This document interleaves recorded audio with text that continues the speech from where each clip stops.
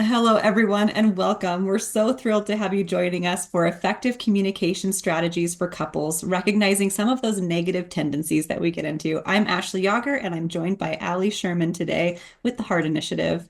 We are going to talk about what it means to have difficult conversations. These are usually a result of emotionally charged topics that can result in difficult discussions. They can be about money, children, the management of your household that maybe you don't see eye to eye on, or something you know that your partner won't be happy with. They're usually emotional at heart and can tend to be negatively charged that happen as a result of past experiences, maybe lifestyle choices, and can also include things like thinking about our future. And all of these can be emotional, and that can lead to things being triggering if this pattern is repeated over and over again with a physiological response where your partner might respond more strongly, or you might yourself feel more strongly about something when a certain word or buzzword is said. John Gottman and his wife Julie are psychologists, and they developed the Gottman method where they talk about the four horsemen of the apocalypse. And this can actually predict whether a couple will divorce with over 90% accuracy. The four horsemen are one, criticism, which is an attack on the character of your partner. Two, contempt, mocking with things like sarcasm, ridicule, calling names, or rolling your eyes, mimicking or scoffing at your partner. Number three, defensiveness, where you're fishing for excuses or playing quote unquote, right, the victim. None of this is my fault, it's all your fault, is the defensiveness. Or four, stonewalling, where the listener actually just completely withdraws from the interaction, shuts down, or stops responding. Taken together, these really are some negative tendencies that we can get into. And to counteract these, we really want to focus on positive communication strategies or effective or healthy communication. These can require effort sometimes, and to break those negative patterns that we get used to in our relationships can be really difficult. So we have to understand our own feelings before we start talking with other people, and then set goals and boundaries, which can actually lead to healthier relationships. If you know there's something you want to change, you can write a letter or write down some things that are important to you to discuss with your partner. We're going to talk about some specific strategies next, but we want you to remember that when we're talking about these things, you can only control your own behavior in your interactions with your partner. Some specific positive communication strategies that we can use are first I phrases, which are a way of expressing an opinion or emotion. When you say, I am feeling frustrated or I am stressed when, it helps your partner to understand your perspective and avoids the feelings of blame that can occur with you statements. Second is showing positive body language that can help your partner feel safe, relaxed, and heard.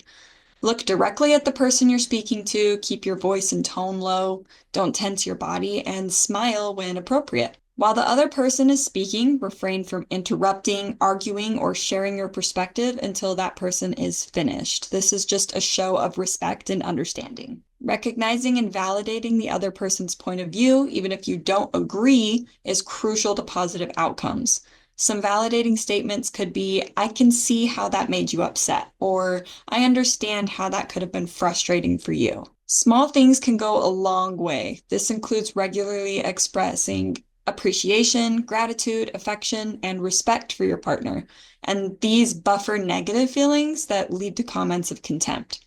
Try and shoot for at least 5 positive interactions to every one negative interaction to keep the relationship in a place of positivity. Staying on topic is also an important strategy. Focusing on the current problem alone will help propel the conversation towards resolution. Bringing up old problems when discussing new ones only complicates the conversation and frustrates both parties. If you're struggling to stay calm or discuss the issue at hand, take a 20-minute break to calm your physiological senses, breathing, heart rate, and then come back to discuss when everyone is ready. Finally, it's important to have the ability to take constructive criticism and find compromise. It's okay to admit that you have some things to work on, and it's also okay to not get everything that we desire out of a conversation. The most important part is just showing how much you care. Here are some examples of ways we can change our language to promote positive communication. So for example, instead of saying something like, you purposefully ignored me, we can use I phrases such as, I felt ignored and that hurt my feelings. Instead of, that's not how it happened, you're wrong, we could validate our partner's feelings even if we don't agree.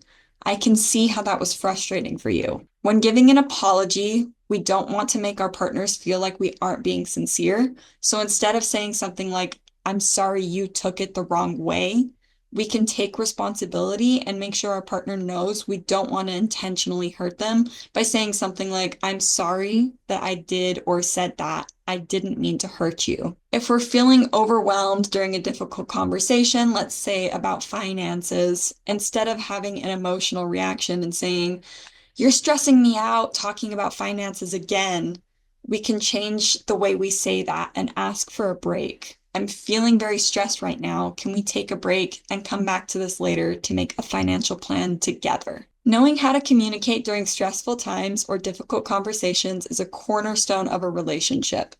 The tips for positive communication can create calm discussions that minimize stress for both partners. The four horsemen give us a clear look at negative forms of communication and how they can be managed effectively. The more the four horsemen can be kept at bay, the more likely you are to have a stable and happy relationship.